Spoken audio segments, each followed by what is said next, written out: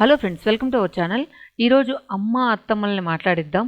So అమ్మ అనుభవాలు, అత్తమ్మ అనుభవాలు రెండు మనలో కూడా ఏమన్నా యూజ్ అవుతాయా, మనం ఎలా ఉండాలి, ఎలా అనేది యూజ్ అయితే కనుక పాటించండి. నేనైతే కొన్ని అయితే ఆచరిస్తూనే ఉన్నాను. ఓకే ఫ్రెండ్స్, వీడియోలోకి వెళ్ళిపోదామా. అత్తమ్మతోనే సమాధానం చెప్పిస్తానని. సో అత్తమ్మకు కూడా తెలియదు నేను ఏం క్వశ్చన్ అడుగుతాను. సో ఆ మాటల్లో ఆమె ఎలా చెప్తుందో అలా వినేద్దాం, కొంచెం అర్థం చేసుకోండి. ఫస్ట్ క్వశ్చన్, మన అత్తమ్మ కంటే కూడా వాళ్ళ అత్తమ్మతో ఎలా ఉండింది అని అడిగారు కదా. సో దాన్ని అడుగుదాం. నువ్వు పెళ్ళి వచ్చినాక మీ అత్తమ్మ వాళ్ళ ఇంటికి పోయావు కదా. సో ఆమె నీతో ఎట్టుండింది అంటే, కోడల్లాగా చూసుకుందా, లేకపోతే కూతురులాగా చూసుకుందా, లేకపోతే ఏంది వీళ్ళు వస్తారులే పని చేస్తారులే అని అనుకుందా, ఎట్టా? అంటే అత్తమ్మ ఉండింది కొద్ది రోజులు, అది కూడా నువ్వే చెప్పలే, కొద్ది రోజులే కాబట్టి. ఎన్ని రోజులు ఉన్నావా నువ్వు పెళ్ళైన తర్వాత అత్తమ్మ వాళ్ళ ఇంట్లో? ఎన్ని రోజులు ఉన్నావా? ఎప్పుడు కొత్తలో వస్తా ఉన్నాను. తర్వాత ఇంకా మెడ్రాస్ 71 నాకు పెళ్లి అయ్యా. కొంచెం పెద్దగా చెప్పు. 71 నాకు పెళ్లి అయింది. ఎప్పుడన్నా పోయేది అత్తగారింటికి, 2 రోజులు ఉండేది, వచ్చేసేది. పోయినప్పుడు నువ్వు పని చేసేదా, మీ అత్తమ్మ పని చేసేదా? ఆమె కూడా మాట చేసేది. నువ్వు వండిన కూరలు అయినా మీ అత్తమ్మకు నచ్చేటివా? నేను ఉండేది లేదు, మామే వండుకు కూడా చేసేది. ఏమన్నా పనులు కొత్తగా పోయేదాన్ని, నేనేం చేస్తాను అక్కడ. ఊరికి అందించేది, మాకేం గొడవలు లేవు, ఇప్పుడు లేవు. అందుకే నాకు నన్ను బాగానే చూసుకుంది. అందరితో బాగా మా కోడలు చాలా బాగా చేస్తుంది, పనులు కష్టం చేస్తుంది అని చెప్పేదే కానీ గొప్పగా నన్ను ఎప్పుడు ఒకేతాగా చెప్పలేదు. వాళ్ళ కొడుకుతో కూడా నా మీదే బాగా చేస్తుంది పాపం అని చేయమని చెప్పేది. ఇప్పుడు అప్పుడు అత్తగోడలు బాగుండేవాళ్ళ, ఇప్పుడు అత్తగోడలు బాగుండారా? అంటే అప్పుడు జనరేషన్, అంటే ఆ కాలం, మీ కాలంలో. ఇప్పుడు ఎవరు అత్త దగ్గర కోడలు కాపురం చేస్తుందమ్మా, పెళ్ళవుతాను మొగుడు చూసుకుని ఏరే వెళ్తున్నారు. అసలు చూసుకునేది కూడా ఎవరు లేకుండా కావాలంటున్నారు. నాకు తెలిసినంత అత్తమ్మ లేకుండా కానీ వాళ్ళుంటే వాళ్ళకి తెలియట్లమ్మా. వాళ్ళుంటే ఎంత ఇదే చూడు. ఇప్పుడు నా విషయమే చెప్తాను. నేను అత్తమ్మలతో ఉండేటప్పుడు నాకు హ్యాపీగా ఉండేది అనమాట. ఇప్పుడు ఊరికి వెళ్ళాలా, సో పిల్లలు నేను హ్యాపీగా అత్తమ్మ వాళ్ళ దగ్గర వదిలేస్తే నాకు ఇంకా బాధ్యత లేదనమాట. వెళ్ళి ఇంక 2 రోజులు ఎక్స్ట్రా ఉండాలన్నా కూడా ఉండేసి వచ్చేదాన్ని. అదే ఇప్పుడు నా దగ్గర ఇప్పుడు అత్తమ్మ వాళ్ళు లేరు. ఇప్పుడు మేము ఇక్కడికి రావాలంటే పిల్లలకి అన్నం ఎవరు వండి పెడతారు, లేదా పిల్లల్ని ఎవరు చూస్తారనేది భయం అనమాట. అంటే మనం సిటీస్ లో వదలాలంటే. సో అట్లాంటప్పుడు ఏంటంటే ఒక బాధ్యతగా మన ఇంట్లో వాళ్ళు ఉంటారు, ఉమ్మడిగా కుటుంబం ఉండడం వల్ల. కానీ ఇప్పుడు అవన్నీ అరుదైపోతున్నాయి. కొంతమంది ఏంటంటే వాళ్ళు దూరం అయిపోతున్నారు, కొంతమంది వీళ్ళు విలేజ్ లో నుంచి వచ్చిన వాళ్ళు అయితే సిటీస్ లో ఉండలేక వెళ్ళట్లేదు. అట్లా కూడా ఉన్నాయన్నమాట. తర్వాత చెప్పు. తర్వాత మీరు అనొచ్చు, అత్తమ్మ ఉంటే వాళ్ళు పిల్లలు చూసుకునే ఆయుధాలా లేకపోతే యంత్రాలా అనొచ్చు. అలా అని కాదు, అంటే ఒక పెద్ద సపోర్ట్ అనమాట. ఇంట్లో ఏదైనా సరే, మన ఫర్ ఎగ్జాంపుల్ మన భార్యాభర్త గొడవ పడినప్పుడు కూడా అదే అత్తమ్మ ఉంటే రే నువ్వు గమ్ముగుండ్రా అంటది. కానీ మీ ఇద్దరం గొడవ పడినప్పుడు నువ్వు గమ్ముకుండ్రా, నిర్మలా ఏం చెప్తుంది ఇంద్రా అంటది. ఒక్కొక్కసారి నన్ను కూడా తిడుతుంది అనుకో, నువ్వు అట్లా అనొద్దు అని. అట్లాంటప్పుడు ఏంటంటే ఒక మంచి చెడు చెప్పేదానికి కూడా బాగుంటది. ఎట్ ద సేమ్ టైం వాళ్ళు కూడా వాళ్ళ పిల్లల్ని మిస్ అవ్వకుండా ఉంటారు. వాళ్ళ కొడుకును, వాళ్ళ కోడలను, వాళ్ళ కోడలను ఏమో తక్కువ మందిలే ఏమా కోడలు నడకుండా ఉంటావు కదా. మనవాళ్ళు మనవరాల్ని కొడుకుని మిస్ అయినా అనే ఫీలింగ్ వాళ్ళకు కూడా ఉండదు కదా మనతో ఉండేటప్పుడు. సో నేను ఈవెన్ మా పేరెంట్స్ అయితే అన్న నేను ఇద్దరు మీకు తెలుసు కదా, అన్నకు గాని నాకు గాని అత్తమ్మ ఉండాలి అని చెప్పి ఏరి మరీ చేశారు. ఒక ప్రపోజల్ నాకు వస్తే కూడా వాళ్ళ అమ్మ లేదని మా అమ్మ వద్దనింది. ఎందుకంటే పెద్దోళ్ళు ఇంట్లో ఉండాలి, ఏదైనా మనకు ఒక సపోర్ట్ ఉండాలి, కంబైన్ ఫ్యామిలీ ఉండాలి అని చెప్పి వాళ్ళు కోరుకున్నారనమాట. అదేలాగా వీళ్ళ కాలంలో అయితే ఎక్కువ ఉమ్మడి ఫ్యామిలీలు ఉండేటివి, తక్కువ అసలే మనం చూడం, తనిగా ఉండేవాళ్ళు కాదు. ఏదైనా ఇప్పుడు అత్తమ్మ మామయ్య అయితే ఇక్కడ జాబ్ చేస్తున్నారు కాబట్టి వీళ్ళు వచ్చారు, కానీ లేకపోతే అత్తమ్మతోనే ఉండేవాళ్ళు. తర్వాత నువ్వు చెప్పు, వదిలి వెళ్ళిపోతున్నారు. ఇట్లా ఉంది ఇప్పుడు కాలం. అమ్మ నన్ను ఉండకూడదు అనుకుంటున్నాను, కానీ వాళ్ళకి వాల్యూ తెలియటం. ఆ పెద్దోళ్ళు లేకపోతే ఆ బిడ్డలు ఎక్కడ వదలాలి? స్కూల్కి పోయేటప్పుడు వాళ్ళు ఎంత బాధలు పడుతున్నారో నేను చూస్తున్నాను ఈ మెడ్రాస్ లో. ఒక్కొక్కరు పెద్దోళ్ళు కేర్ సెంటర్ లో చేర్పిస్తారు, చేసేవాళ్ళు లేక తెలియటం లేదు వాళ్ళకి. పెద్దవాళ్ళు ఉంటే ఎంత మంచి ఎంత అనేది. ఇప్పుడు ఉండే వాళ్ళకి అంటే ఫ్రీగా వదిలేసి వాళ్ళు హాయిగా తిరగాల, లగ్జరీగా ఉండాలనుకుంటున్నారు. అవునా? వాళ్ళ అత్తమ్మ ఉంటే ఉండొచ్చు కదా వాళ్ళు కూడా అనుకుంటున్నారు ఈ జనాలు. ఫ్రీగా ఉండదు మనకు వాళ్ళు ఉంటే అని చెప్పి. కానీ అది ఎంత ఆదరవా. గబుక్కని ఏదైనా అవద్ది, అవసరం అవద్ది. పెద్దవాళ్ళు ఉంటే ఎంత ఇది అంతే కదా, అది తెలియటం లేదు జనాలకి. కానీ మీ జనరేషన్ కి మా జనరేషన్ కి కొంచెం గ్యాప్ వచ్చేసింది. ఇంకా మన పిల్లకాయలు మన ప్రణవ్ పూజ జనరేషన్ కి వచ్చేటప్పటికి ఇంకెట్లా అయిపోద్దు. కానీ వాళ్ళ జనరేషన్ మారుతుంది తెలుసా. వాళ్ళు ఏమనుకుంటున్నారు, పెద్దవాళ్ళు కావాలనుకుంటున్నారు వాళ్ళు, మన అమ్మోళ్ళు దగ్గర ఉండాలని అనుకుంటున్నారు వాళ్ళు. కానీ నెక్స్ట్ వచ్చే జనరేషన్ అయినా మన జనరేషన్ లాగా కాకుండా మారుతుందేమో చూద్దాం. తర్వాత ఇంతేనా, ఇంకేమైనా చెప్తావా? అత్తమామతో దగ్గర పెట్టుకోవాలంటావా, లేకపోతే పెట్టుకుంటే మంచిది, పెట్టుకోకపోతే వాళ్ళ కర్మ అనుకోవాలి. ఈ రోజు ఉంటాం, రేపు పోతాం. అసలు ఉండే 4 రోజులు మంచి అనిపించుకోవాలి, కానీ ఇలా చెడ్డ అనిపించుకోకూడదు. అమ్మా వాళ్ళ అత్తమ్మ దగ్గర చేసిందమ్మా కోడలను పెట్టుకుని చేసిందమ్మా అత్త అని మంచి పేరు తెచ్చుకోరు. ఇప్పుడు తర్వాత మన పూజ మన ప్రణవ జనరేషన్ కనుకో వాళ్ళకైతే నువ్వేం చెప్తావు అంటే, ఇప్పుడు మన పూజ అత్తగారింటికి పోయింది, సో పోయేటప్పుడు నువ్వేం చెప్పి పంపిస్తావు? వాళ్ళు ఎట్ట చెప్తే అట్టేనమ్మా వాళ్ళకి అనుకోగా మంచితనంతో సాధించుకోవాలి. ఏదైనా ఖచ్చితం కాదు, పోయిన కాదు మంచి పేరు తెచ్చుకోమని చెప్తాం. ఇంకేం చెప్తాం, చెడ్డ పేరు తెచ్చుకోమని చెప్పాం కదా. అట్ట కాదు, అత్తమ్మని ఎలా చూసుకోవాలి అయినా చెప్తావు కదా. అత్తమామని అమ్మ నాయనలాగా చూసుకోవాలి. మీ అమ్మ మీ నాయన ఎట్ట చూసుకుంటారు అట్టే చూసుకోవాలి వాళ్ళు. అది ఇంకొకటి విధంగా చూసుకుంటారని, ఆ క్వశ్చన్ కి సమాధానం నేను కాదు చెప్పాల్సింది, తనే చెప్పాలి. ఎందుకంటే అవకాశం మాకు రాలేదేమో. ఇంకా చెప్పు మా. నేను చెప్పేది నీ ఇష్టం, నువ్వేం చెప్పుకుంటా మా మీద కంప్లైంట్ చెప్పు. కంప్లైంట్లు ఏముందమ్మా, ఎట్టయినా తల్లి అత్తమ్మే. ఏమైనా నాకు కూతురు లేదే, నాకు ఒక బాధ. నువ్వు మాత్రం కూతురు లాగా మమ్మల్ని చూస్తున్నావా? కూతురు లాగా మీరు అమ్మలాగా చూస్తున్నారా? సరే నువ్వు అత్తే అమ్మమ్మే అన్నావు, అది కరెక్టే. దానికి నేను చెప్తాను. ఇప్పుడు నువ్వు వచ్చావు అనుకోమా, బెంగళూరుకి వచ్చావు, నా దగ్గర ఉన్నావు. నువ్వు చాలా సార్లు నిర్మలా కాఫీ ఇచ్చేదా అంటే, నేను ఒకవేళ పడుకోని ఉంటే నువ్వు కాఫీ పెట్టుకొని నిర్మలా కాఫీ ఇచ్చేదా అన్నావు. నాకు మొహం ఆటం, అత్తమ్మ దగ్గర యాడ్ తీసుకుంటావులే, నేను వస్తాలేమా అంట. అదే నేను పడుకొని ఉంటే మా అమ్మ ఉండింది అనుకో, మా కాఫీ పెట్టుకోరా అంట. ఆసను మీ దగ్గర ఉండదు మాకు, ఏదైనా సరే అమ్మతో ఉండేసాను అత్తతో ఉండదు. ఆసను మీరు ఇయ్యాల, నువ్వు చేస్తావు, నువ్వు మా అమ్మ కాఫీ పెట్టిమంటే పెట్టిస్తావు. కాకపోతే నేను అడగలేను ధైర్యంగా, అదొకటి. తర్వాత మీరు కూడా కోడల్ని కూతురులాగా చూస్తారా? ఎందుకు చూడవమ్మా, ఉండే కొందే అంటే మేము ఉండే కొంది నువ్వు చూస్తావు, లేకపోతే నువ్వు చూడవా? అట్ట కాదు, మీరు బాగా చూస్తే మేము కూడా బాగా చూసుకుంటాం. చూడకపోతే నువ్వు చూడవా? చూడకుంటే ఎందుకుంటాము, వదిలేస్తామా? ఇంకా మా వాళ్ళకి ఎవరికైనా నేను చెప్తావా, ఈ తరం వాళ్ళకి నేను చెప్తావా ఎట్లా ఉండాలి ఏంది అని? సో నీ ఎవరికైనా ఉపయోగపడతాయి నువ్వు చెప్పేటివి. చూస్తా కాదమ్మా, మంచిగా ఉండాలా, అత్తమామని బాగా చూసుకోవాలి, మధ్యలో అందరినీ బాగా చూసుకోవాలి, మంచి పేరు తెచ్చుకోవాలా. ఏందబ్బా అనుకోకుండా ఈ బతికి 4 రోజులు ఈ రోజు ఉంటాం, రేపు ఉన్నాం చెప్పలేము క్షణం. అందుకని బాగుండాలా అని చెప్తాను నేను. ఎవరు గొడవలు పడకూడదు, ఏం చేయవు. పెద్దవాడు ఒక మాట అన్నా కూడా చిన్నవాడు గమ్మని ఉండాలి, ఎదురు మాట్లాడి దానికి ఇంత అంత చేయకూడదు. చిన్న విషయాన్ని పెద్ద చేయకూడదు. సో అత్తమ్మ ఏం చెప్తే తినాలన్నమాట. సో మీ అందరు అత్తమ్మలు కూడా ఏం చెప్తారు, ఒకవేళ మీకు నచ్చ ఈ చెవి తిని ఆ చెవి వదిలేయండి, అంతేగాని ఎదుర్కొని ఎదురు తిరిగి మాట్లాడకూడదు. అప్పుడు ఆమె కూడా మనసు కరిగిపోద్ది. అయ్యో నాకు ఎదురు తిరిగి మాట్లాడలేదే వాళ్ళు అని చెప్పి ఇంకొకసారి ఇబ్బంది పెట్టదు. అంతేనా? ఎదురు తిరిగి ఖచ్చితంగా మాట్లాడితే ఏందబ్బా ఇది అని అనిపిస్తుంది అసలు. తర్వాత ఇంకొకరు అడిగారు, అత్తమ్మ వాళ్ళ సిస్టర్స్ బ్రదర్స్ ఎక్కడ ఉంటారని చెప్పు. మేమమ్మ మొత్తం 8 మంది మా నాయనకి, మా అమ్మకి నాయనకి 8 మంది, 4 మగవాళ్ళు 4 ఆడవాళ్ళు. ఎంతమంది ఉన్నారు ఇప్పుడు? ఎవరు 4 అన్నలు చనిపోయారు.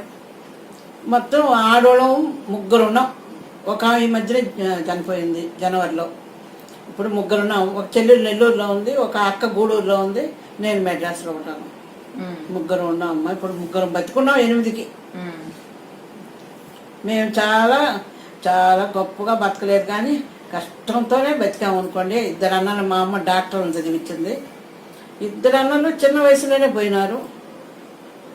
ఈ 2 అన్నలు మాత్రం వ్యవసాయం చేసుకున్నారు. 4 అన్నలు చనిపోయారు. 3 ఆడవాళ్ళు ఉన్నాం ఇప్పుడు. అన్నిటికి కూడా ఆన్సర్ వచ్చింది అనుకుంటాను. సో సో ఇవి అట్లీస్ట్ కొంతమందికైనా అర్థం చెప్పిన మాటలు ఈ జనరేషన్ కి యూజ్ అవుతాయని ఈ వీడియో మెయిన్ గా పెట్టడం జరిగింది. ఫస్ట్ ఒక హ్యాపీయెస్ట్ మూమెంట్ తో స్టార్ట్ చేద్దాం. మనం పుట్టినప్పటి నుంచి ఇప్పుడు దాకా ఇదే నా సంతోషం, ఏమంటారా, ఇది ఒక్కటే నా సంతోషం. జీవితంలో నాకు ఇంతకైనా సంతోషమైంది ఏమీ లేదు అనుకున్న క్షణం ఏమైనా ఉందా? అది మాతో కావచ్చు, అమ్మలతో కావచ్చు, లేకపోతే ఎవరితోనైనా. మళ్ళీ ముందు ఒకటి నేను ముందు క్వశ్చన్స్ ప్రిపేర్ చేయలేదు, సో ఏమొస్తే అది చెప్పి నీకు టక్కన గుర్తు రావట్లే. అదే పెళ్ళప్పుడు ఫోటోలు ఎత్తలేదు కదా, అది సంతోషం వచ్చింది. సంతోషమే కదా. పెళ్ళప్పుడు ఫోటోలు ఎత్తలేదు, అయ్యా ఒక్క ఫోటో తీయించుకున్నామయ్యా అంటే ఇప్పుడు కాదులే అన్నాడు. నేను మా అమ్మ వాళ్ళ ఇంట్లోనే వంకాయలు అమ్ముతుంటే డబ్బులు ఇచ్చేస్తాను 30 రూపాయలు. నెల్లూరుకి పోయి 30 రూపాయలు పెట్టి నిర్మలా పుట్టి 3 నెలలు బయట బండేసి నిర్మలాని తీయించాలనేది కూడా నాకు తెలవాల. అప్పుడు మేమిద్దరం ఫోటో తీసుకొని 30 రూపాయలు నేను ఇచ్చి తీయించుకొని సంతోషంగా తీసుకొని వచ్చాను. ఆ బిడ్డను తీస్తామన్నా ఆ మాట కూడా లేదు నాకు. ఆయన అక్కడ చిన్నప్పుడు తీయకూడదమ్మా అని అంటే అయిపోయింది.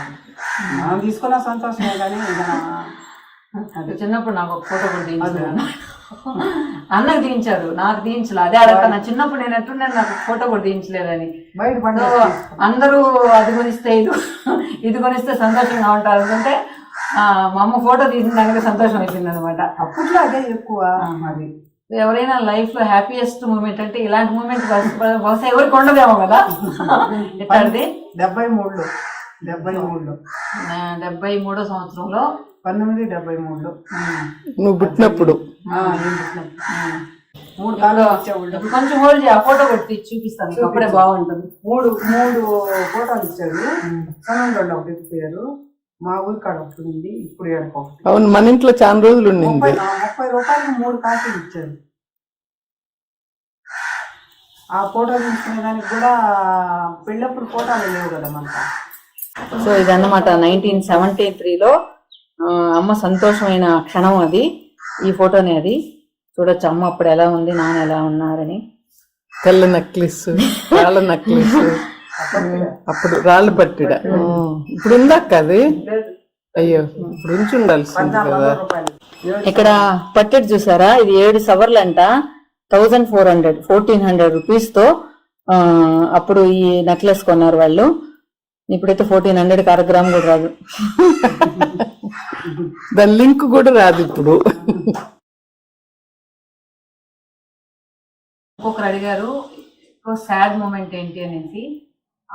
సో అమ్మ లైఫ్ లో ఉగదెలిసినప్పటి నుంచి ఇప్పుడు దాకా ఎక్కువ అబ్బా ఈ కష్టాన్ని నేను భరించలేను, ఇది ఇంతకంటే కష్టం రాదు ఇదే అన్న ఇది ఏదన్నా ఉందా?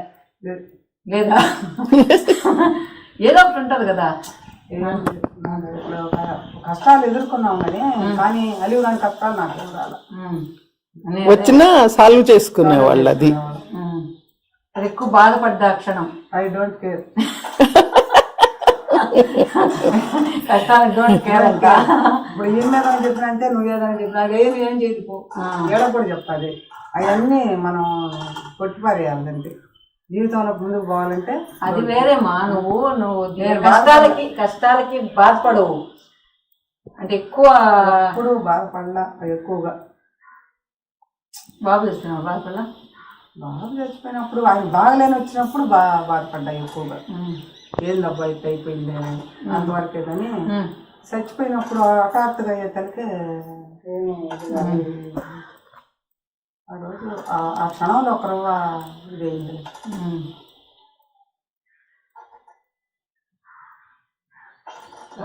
తర్వాత మామూలుగా ఏదైనా ప్రాబ్లమ్స్ వచ్చినప్పుడు అందరం కుంగిపోతుంటాం కదా. నేను పొంగను. అట్లాంటిది ఏంటంటే ఏదైనా సరే ధైర్యంగా ఎదుర్కోవాలి. ఏది వచ్చినా కూడా మనకి మించిపోదు. ఏదైనా మనం ధైర్యంగా కాపురాలు చేయాలి. కలకాలం మనం ధైర్యంగా ఎదుర్కోవాలి తప్ప దాని గురించి మనం ఏడవకూడదు. చెప్పు దాని గురించి. మా వాళ్ళు చాలా మంది చిన్న చిన్న ప్రాబ్లమ్స్ కూడా మా ఇంట్లో ప్రాబ్లం ఇలా నువ్వు కేర్ చేయ వాళ్ళకి కూడా చెప్పు. కూడా కేర్ చేయకూడదు. అసలు కష్టాలు అనేటివి కలకాలం కాపురం చేయవు. దాటిపోతా ఉంటే దాని వెనక సుఖం వస్తుంది. కష్టం వచ్చిందంటే దాని వెనక సుఖం ఉంటుందని అర్థం. ఎక్కువ కష్టం ఉన్నప్పుడు బాధపడకుండా బాధపడకుండా ధైర్యంగా ఎదుర్కోవాలంటే మనోనిబ్రం. మనకేం కాదు, మనం ఏమి ఇది ఒకటి మనం ఏం చేయలేదు, దాటేయడమే. అదేం చేయలేదు అని ధైర్యంగా ఉంటే అదే దాటేసి మంచి మంచి రోజులు కూడా వస్తాయి మళ్ళీ వెనక్కి. అంతే. మొత్తం నా ఛానల్స్ అన్ని పోయినప్పుడు నువ్వేం ఫీల్ అవ్వాలి? అడుగుమే అస్సలు ఫీల్ కాదా? పోతే పోతాయి మళ్ళీ వస్తాయి. ఇది ఒక గుండెపాఠంలే, ఇంక మళ్ళీ అలర్ట్ అవుతుంది. అదేం కాదు, వస్తుంది అంతే. నాకు అసలు ఫీలింగే లేదు. అడుగు చేద్దాం మనం. ఇప్పుడు మనలాంటి వాళ్ళు ఏదైనా చిన్న ప్రాబ్లం వస్తేనే ఎక్కువ సఫర్ అయిపోతా ఉంటాం కదా. సో అట్లాంటి వాళ్ళకి అమ్మ ఏమైనా సలహా చెప్పొద్దు అని చూద్దాం. చెప్పమా, ఇప్పుడు నాకు ఒక ప్రాబ్లం వచ్చింది, నీకు ఫోన్ చేశాను, నువ్వు నాకేం చెప్తావో అదే వాళ్ళకి చెప్పు.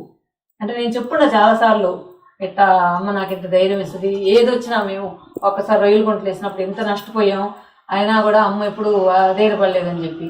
కానీ వాళ్ళకి నీ మాటల్లో నువ్వు నాకు ఏదైనా ప్రాబ్లమ్మా అని ఫోన్ చేసినప్పుడు, నేను ఫోన్ చేశాను నీకు, ఇట్లా ప్రాబ్లం ఉందమ్మా నాకు అన్నాను, నువ్వు నాకేం చెప్తావు అది వాళ్ళకి చెప్పు. ప్రాబ్లం వచ్చినప్పుడు ధైర్యంగా నిలబడి ఆ ప్రాబ్లాన్ని ఎదుర్కొంటే ఇక రాబోయే కష్టాలు కూడా మనం ఏం చేయకుండా అవి దీనికన్నా తక్కువ వస్తాయి, ఇది ఎక్కువది కానీ నిలదొక్కున్నా ఉంటే తక్కువది కూడా మనం ఏం చేయలేవు. అదే విధంగా ముందుకు వెళ్ళిపోవచ్చు మనం.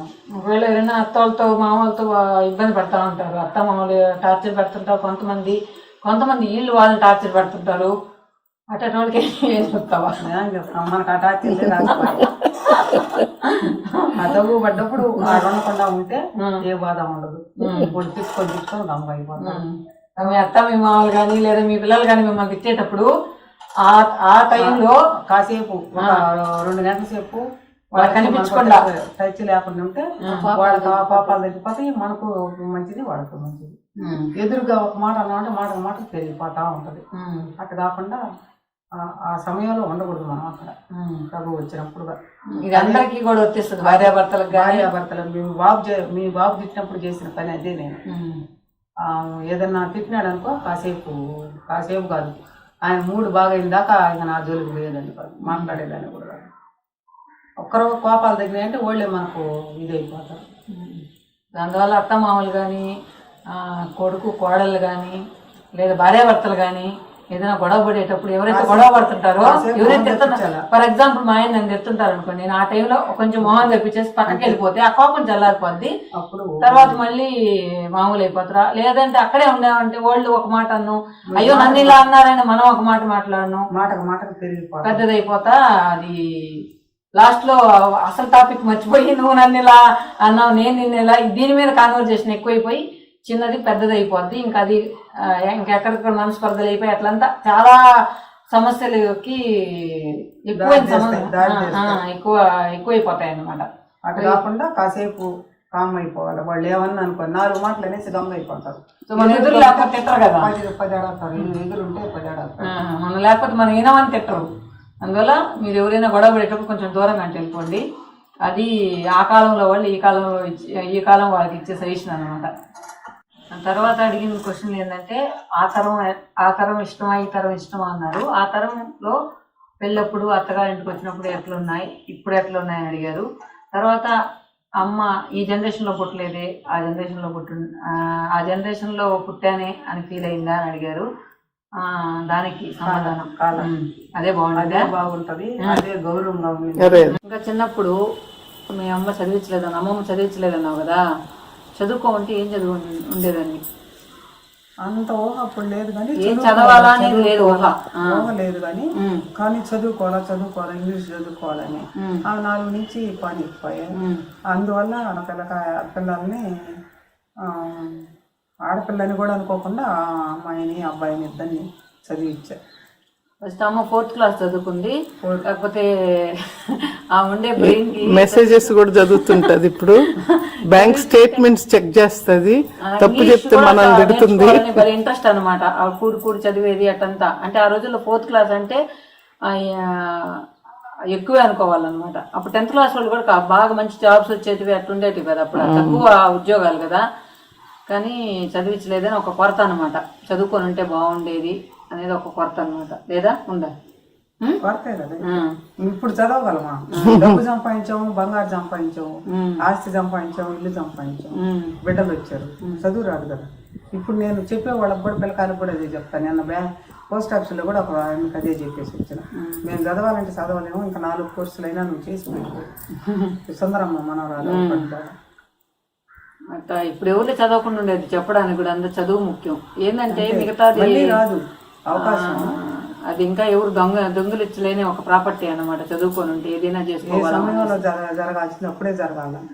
వయసు అయిపోయినాక అన్ని సంపాదిస్తాం, అది సంపాదించలేం. సరే, నీకు అన్న ఇష్టమా నేను ఇష్టమా? అన్న మీద నువ్వే ఇష్టం, కానీ వాడు మగబిడ్డ, నువ్వు ఆడబిడ్డ. అంటే మగపిల్ల కాదైతే ఇష్టపడిపోతావు, ఆడపిల్ల కాదైతే వదిలేస్తారా? అట్లనేం కాదు, మగబిడ్డ కదా, వాడి మీద కూడా ఉంటుంది కదా. మా నాన్న ఏంటంటే ఆయన ఏం చెప్తే అది వినాలన్నమాట. హిట్లర్, డిక్టేటర్ అనమాట. ఏదైనా సరే ఇప్పుడు ఒకవేళ ఫర్ ఎగ్జాంపుల్ పక్క ఊర్లో ఒకరు చనిపోయారు అనుకోండి, చనిపోతే కూడా చెప్పాలంటే అక్కడ వెళ్ళిపోతాం కదా, అప్పుడు కూడా కాదు, వచ్చి ఆయన పర్మిషన్ ఇస్తేనే పోవాలన్నమాట. అలాంటి డిక్టేటర్ ఆయన. అందువల్ల అట్లాంటి వాళ్ళతో కూడా ఉండడం అనేది కష్టం అనిపిస్తుంది నాకు. ఈ రోజుల్లో అయితే అస్సలు లేరు, పోవాలని డైవర్స్ ఇచ్చేస్తారు అనమాట అట్లా. కానీ ఆ రోజులు లేదు, ఆ రోజుకి ఆ తరంకి ఈ తరంకి డిఫరెన్స్ అదే. అప్పుడు ఏంటంటే అన్ని సర్దుకుపోయి ఉమ్మడి కుటుంబాలు. ఇప్పుడు ఉమ్మడి కుటుంబాలు అంటే అమ్మ నాన్న కూడా ఉండడానికి ఇష్టపడతాం లేదు, మన ఇద్దరం సపరేట్గా ఉందాం అనేది ఎక్కువైపోతా ఉంది. అది ఈ తరం ఆ తరంకి డిఫరెన్స్ ఏంటి, అదే చెప్పు. అప్పుడు మంచి రోజులే, తరం బాగుంటే అప్పుడే గౌరవంగా అందరం ఉమ్మడిగా బాగున్నాం. ఇప్పుడు అభిమానాలు లేవు, అసలు బంధుత్వాలు అవన్నీ తగ్గిపోయాయి కదా. అప్పుడు ఉమ్మడి కుటుంబంలో ఉంటే అప్పుడే బాగుంది. కష్టం చేసినా కూడా అప్పుడు ఆ రోజులు మంచి. ఇప్పుడు సుఖము ఈ రోజులు ఎవరికెవరు అన్నట్టు ఉండదు అన్నమాట. ఇప్పుడు రిలేషన్షిప్స్ అంతా కట్ అయిపోయినాయి, అందరూ లగ్జరీగా ఉండగలుగుతున్నారు కానీ అభిమానాలు ఎవరికి లేవు. ఇప్పుడు మీరు అడిగింది ఆ తరం ఈ తరంలో పుట్టలేదే అనుకుందా అని అడిగారు కదా. ఈ తరంలో పుట్టాలని అనుకోవట్లేదు, పోయిన తరమే ఇష్టం. తర్వాత ఇప్పుడు వరకు ఎక్కువ సంతోషం అన్న వల్లనా నా వల్లనా? నీ వల్లనే. నా వల్ల అంటే అమ్మ సంతోషం అంట.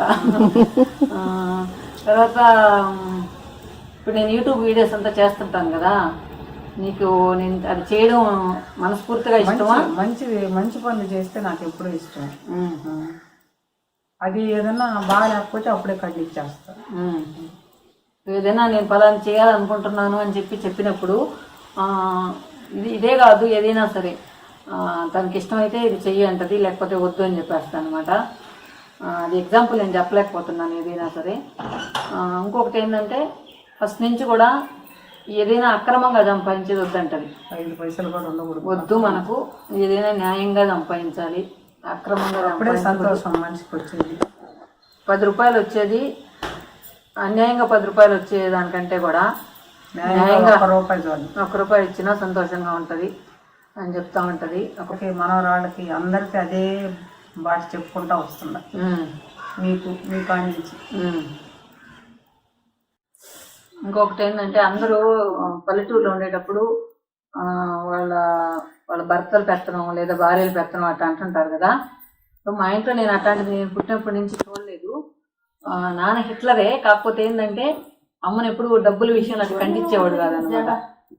1,00,000 రూపాయలు ఉన్నా కూడా తెచ్చాడు పెట్టినా కూడా 2 రోజులు దాని ఉండదా లేదా అనేవాడు. ఆయన ఎంత అయిపోయింది కూడా ఆయనకి అర్థమయ్యేది. డబ్బుల విషయంలో ఎప్పుడు ఇబ్బంది పెట్టాల. సో పల్లెటూరులో అంతా వాళ్ళు ఇస్తేనే పమ్మంటే పోవాలా, రమ్మంటే రావాలి ఎక్కడికైనా. అంతే. బయట ఊరు అంటే బేసిక్ గా నాకు లాస్ట్ కి అర్థమైంది అంటే అమ్మ ఇంట్లో ఉండనప్పుడు ఆయన కష్టం అన్నమాట. ఏదైనా అంటే మన వ్యవసాయం కాబట్టి ఏదైనా వస్తువులు కావాలన్నా ఏం కావాలన్నా ఇబ్బంది లేకుండా ఇంట్లో టయానికి మనిషి ఉంటారు. ఈ 2 రోజులు ఊరికి వెళ్ళినా కూడా కష్టం కదా అనేది ఆయన కాన్సెప్ట్. కాబట్టి చూసే వాళ్ళకి ఏంటంటే ఆయన హిట్లరు, ఆయన పంపిడు అనేది. కానీ దాని వెనకాల ఇదంటే నేను అనుకునేది ఇది కష్టం ఆయనకి. ఆ కష్టం ఏంటంటే ఎందుకు మన బయటంతా కష్టపడి వచ్చి మళ్ళీ ఇంట్లో అంతా ఈ పనులు చేసుకోవాలి కదా, వీళ్ళు లేకపోతే ఇబ్బంది కదా అనేది ఒకటి అనిపించింది నాకు. కానీ వీళ్ళందరూ ఆయన హిట్లర్ ఎక్కడికి బాగుంది అంటారు. తర్వాత ఇంకొకటి ఎవరు పెత్తనం అంటారు చూసారా, అది అందరికి అర్థం కాదు.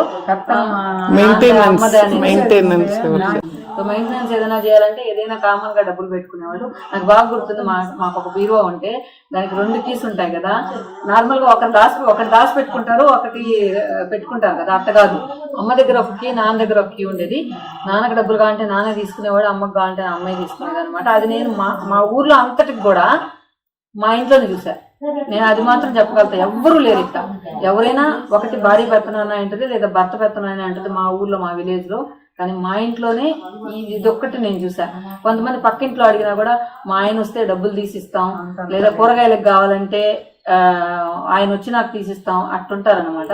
కానీ మా ఇంట్లో మాత్రం నేను అది చూడలా. ఇద్దరు ఎవరు కావాలన్నా ఖర్చు పెట్టుకునేలాగుంది. ఇంకొకటి ఏంటంటే, మన వీడియోలు చేసేటప్పుడు అందరూ కింద పెడతారనమాట, తిడతా ఉంటారు కొంతమంది. ఇప్పుడు లక్స్ బేబీదే వీడియో పెట్టాము, మీకు 2 రూములు ఉన్నాయి కదా, ఇవ్వచ్చు కదా అంటారు. అట్లా ఏదో ఒకటి నెగటివ్ గా, అప్పుడు అది వదిలి సర్లే 2 రూములు ఉండేది అది వదిలి అట్లా నెగటివ్ గా కామెంట్లు పెట్టినప్పుడు నువ్వేం చెప్తావు? నాకు నేనైతే ఒక్కోసారి కోపం వస్తుంది. నాకు పాపం వద్దు, మనకు చేతనైంది మనం చేసాము, వాళ్ళకి చేతనైతే చేయమను, లేదంటే గమ్ముకున్నాము. నా విషయమే కాదు, మామూలు వేరే వీడియోస్ కూడా ఏదైనా ఇప్పుడు నేను నా బంగారు గొలుసులు నేను తీసుకున్నా, చూపించా, దేనికో దానికి మీ తాతలు ముత్తాతలు ఏందక్కా ఆ రోజు మీ తాతలు అందరిది దొబ్బేసి పెట్టుకొని ఉంటే ఈ రోజు మీరు బంగారు గొలుసులు కొనుక్కున్నారు కామెంట్ పెట్టారు. ఏం సమాధానం చెప్పాలా, లేకపోతే వాళ్ళు వదిలేయాలా? వాళ్ళతో మాట్లాడద్దు, మాట కూడా మాట్లాడద్దు.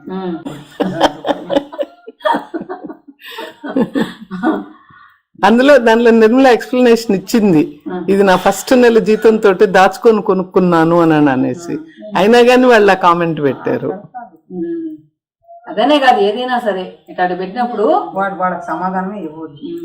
అందువల్ల ఇంకెవరైనా నెగిటివ్ కామెంట్స్ పెడితే దాన్ని డిలీట్ చేయడం, లేకపోతే అసలు దాని సమాధానం చెప్పకుండా ఉండడం అనమాట. లాస్ట్ లో ఇద్దరు అన్నా నేను ఇది చదువుంటే బాగుండు, ఈ పొజిషన్ లో ఉంటే బాగుండు అని ఎప్పుడైనా అనుకున్నావా? ఇప్పుడు మేము సంతోషంగా ఉన్నాం, దానికి సంతోషపడుతున్నావా? సంతోషంగా ఉండాలనుకున్నా అట్నే ఉండారు, ఇబ్బంది లేదు. వాళ్ళు ఇంకా ఎక్కువ పోయినా మన చేతనైంది మనం చేస్తాము, మన చేతిలో ఉంటే. ఇంకా ఎక్కువ ఉన్నా కూడా ఇదేం కాదు, ఉన్నంతలో హాయిగా హ్యాపీగా ఉండాలి. అదే జోన్ నాకు. ఏ పొజిషన్ లో ఉండాలనేది ఇంపార్టెంట్ కాదు, ఇద్దరు సంతోషంగా ఉండాలా లేదా అనేది ఇంపార్టెంట్ అంట. సో అమ్మ అనుకున్నట్టు మేమిద్దరం హ్యాపీగా ఉన్నాం కాబట్టి తను కూడా హ్యాపీ అనమాట. నేను హ్యాపీగా ఉన్నా, వాళ్ళు బాగుంది. ఇప్పుడు చాలా మంది అడుగుతుంటారు కదా, మేము ఇంత ఎనర్జెటిక్ గా ఉండడానికి కారణం ఏంటి అని. మనం ఇంత ఎనర్జెటిక్ గా ఈ వయసులో కూడా ఇంకా పని చేపిస్తున్నావు, దానికి ఏంది రహస్యం ఏంది అని అడుగుతున్నారు, చెప్పు. ఏముంది, వాకింగ్ చేస్తాము, మితంగా తింటాము, బాగా కూర్చొని ఉద్యోగం కాకుండా పని చేసుకుంటాము. చేతిగా వాళ్ళకి తోడుగా ఉంటా, నేను బాగా పెద్దగా చెప్తాను. అందువల్ల యాక్టివ్గా ఉన్నాం. చాలా మంది అనుకుంటుంటాం మనకు ఏముందిలే, మనకి ఏదో హ్యాపీగా ఉంది, దానికి తినడానికి ఉంది కదా, మనం ఏం చేయబడలేదు, ఖాళీకి కూర్చోవచ్చు, మనకు చేయాల్సిన అవసరం లేదు అని కూడా మనం అనుకుంటూ ఉంటాం.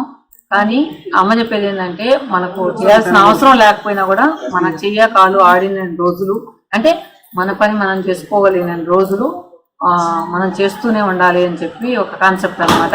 అందువల్లనే ఇప్పుడు అమ్మకి అసలు అవసరం లేదు, వ్యవసాయం చేయాల్సిన అవసరం లేదు, పనులు పెట్టుకొని కూర్చొని తినచ్చు. కానీ అయినా కూడా కింద కూడా కుర్చీ మీద కూడా కూర్చోదు, కిందే కూర్చొని లేస్తుంది. పని చేయడమే ఎనర్జీ. పడుకోవడం కూడా కింద పడుకుంటే అంటా పిన్ని అంటుంది, తల్లికి ఏం కష్టం ఇంత పెద్ద బిల్డింగ్ పెట్టుకొని కింద పడుకోవాల్సింది అని. అదేంటంటే కింద పడుకోవడం, ఫుడ్ లిమిట్ గా తినడం, ప్రతిరోజు 4 o'clock లేచి 6 o'clock వరకు వాకింగ్ చేయడం, అవన్నీ ఎనర్జీకి సీక్రెట్స్. ఫుడ్ కూడా ఎక్కువ తినకూడదు, లిమిట్ గా తినాలన్నది. నేను కూడా అంత ఎనర్జీగా లేను, కొద్దిసేపు పని చేస్తే నాకు అలసట వస్తుంది, అమ్మకు రాదు. అదనమాట ఎనర్జీ సీక్రెట్.